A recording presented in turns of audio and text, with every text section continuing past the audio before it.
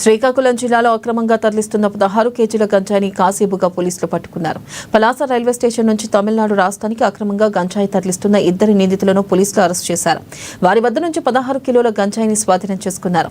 ఈ మేరకు డీఎస్పీ వి వెంకట అప్పారావు వివరాలు వెల్లడించారు. నిందితుల వద్ద నుంచి 16 కేజీల గంజాయితో పాటు ఒక మొబైల్ ఫోన్ను స్వాధీనం చేసుకున్నట్లుగా తెలిపారు. ముద్దాయిలను కోర్టులో హాజరుపరచనున్నట్లు పేర్కొన్నారు.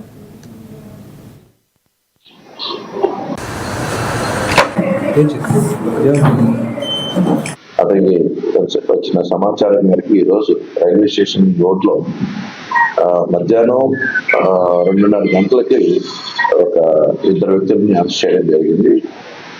వీరు వద్ద నుంచి 16 కేజీల 320 గ్రాముల గంజాని, అదేవిధంగా ఒక మొబైల్ ఫోన్ ని కూడా వశపరచుకోవడం జరిగింది. వీరు ఇద్దరు కూడా తమిళనాడు రాష్ట్రానికి చెందిన వ్యక్తులు.